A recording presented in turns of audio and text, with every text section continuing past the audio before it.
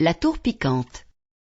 Appelée tour piquante en raison de sa forme polygonale et anguleuse, cet ouvrage est le premier bastion langrois.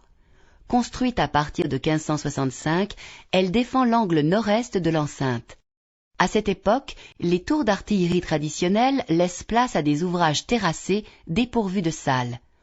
Moins coûteux et plus solides, ils disposent d'une puissance de feu plus importante en permettant l'installation de nombreuses pièces à leur sommet.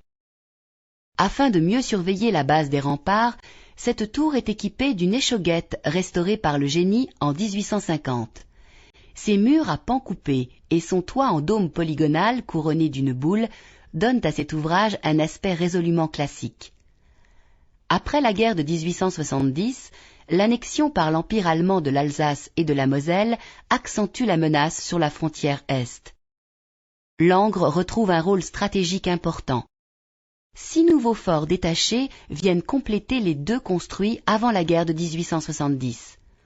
Ce vaste ensemble pouvait accueillir et ravitailler une armée de plusieurs dizaines de milliers d'hommes. Bâtis en moins d'une dizaine d'années, ces forts se sont trouvés brutalement obsolètes du fait des progrès de l'artillerie à partir de 1886. Éloignés du front lors de la Première Guerre mondiale, ils ne subirent jamais le siège auquel ils étaient préparés.